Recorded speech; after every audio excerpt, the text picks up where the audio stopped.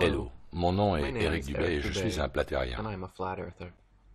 Contrairement à ce que l'on vous a appris à penser de gens comme moi, via les médias mainstream, le gouvernement, le système d'éducation, la société en général, je ne suis pas un retardé ou un fanatique religieux. Je suis diplômé, j'ai passé 7 ans à enseigner dans une prestigieuse université. J'ai publié 5 bouquins et ne suis aucune religion en particulier. Autrefois, j'étais un croyant de la Terre ronde, comme vous-même. En fait, la seule différence entre un partisan du globe et un partisan de la Terre plate est que le second a fait des recherches.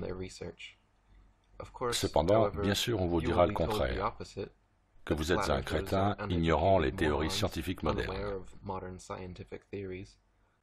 Mais la réalité est que chaque platérien est bien informé sur la Terre ronde. Cette fantaisie présentée par la NASA, enseignée à l'école et acceptée comme parole d'évangile par les masses crédules. En fait, le platérien de base en sait beaucoup plus que le globe-trotteur de base à propos de la toupie sur laquelle on est censé vivre. La raison à cela est que les platériens sont tous des gens qui ont voulu se prouver à eux-mêmes que la Terre est ce que la science moderne nous dit, ce que l'astronomie prêche, et ils ont découvert que ça ne l'était certainement pas. Il y a des centaines de preuves et d'expérimentations scientifiques qui ont clairement montré que la Terre est un plan stationnaire. Mais vous n'en avez jamais entendu parler et n'entendrez jamais parler de ces expérimentations lourdement censurées par les médias. On ne vous a jamais parlé des expériences de Michelson-Morley, de Michelson-Gael, de Sagnac, de Cantor et d'Airy par exemple. Chacune prouve le non-mouvement de la Terre. Vous n'avez également jamais entendu parler des expériences de Robotham, Blunt ou Carpenter, chacune prouvant que la Terre est une surface plane sans aucune courbure. À la place, on vous matraque de photos de la NASA d'une Terre qui tourne comme une toupie et d'astronautes en zéro gravité. On vous dit que les océans épousent la courbe de la Terre toupie et s'y collent par la magie de la gravité de Newton. On vous dit qu'Ératosthène a mesuré l'ombre pour prouver le globe et que Magellan en a fait le tour. Encore une fois, les platériens ont pris conscience des supposées preuves et autres soi-disant vérités que l'on nous présente concernant la fantaisie de la Terre toupie. La différence, c'est que nous avons pris le temps d'analyser ces supposées preuves et y avons trouvé des trous béants, encore plus énormes que le budget annuel de la NASA. J'ai personnellement tordu le cou à chacune des affirmations censées prouver la Terre toupie que j'ai pu trouver dans mon livre The Flat Earth Conspiracy, et j'ai également compilé 200 preuves que la Terre n'est pas une toupie dans un autre livre éponyme.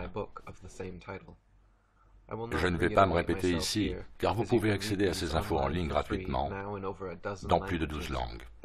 Je dirais simplement qu'il n'y a aucun aspect du modèle de la Terre toupie qui résiste à un examen à la loupe, et chaque prétendue preuve est facilement réfutable. Le globe qui tourne et chaque argument le défendant n'est que de la pseudo-science présentée comme vérité.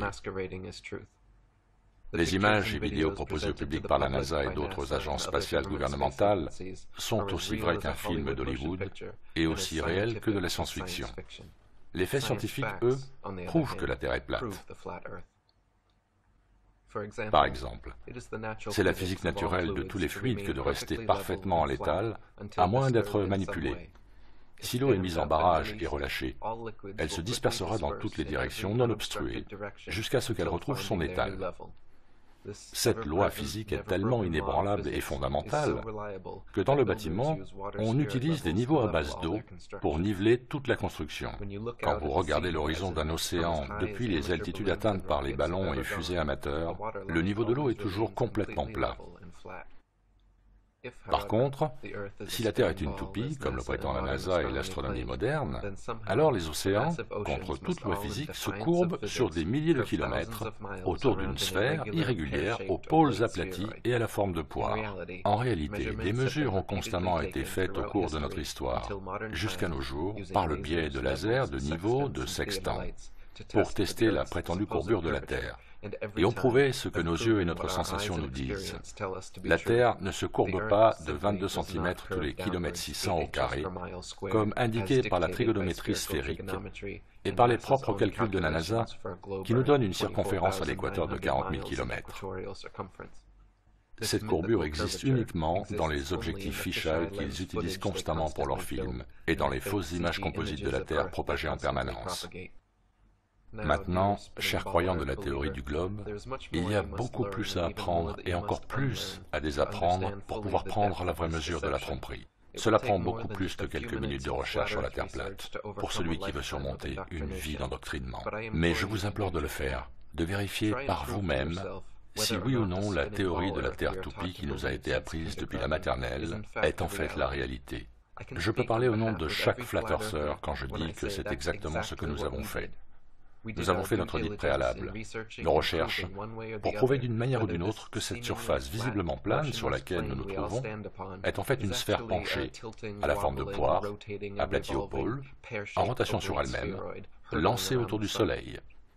Ou si plutôt les choses ne sont pas exactement comme elles semblent être.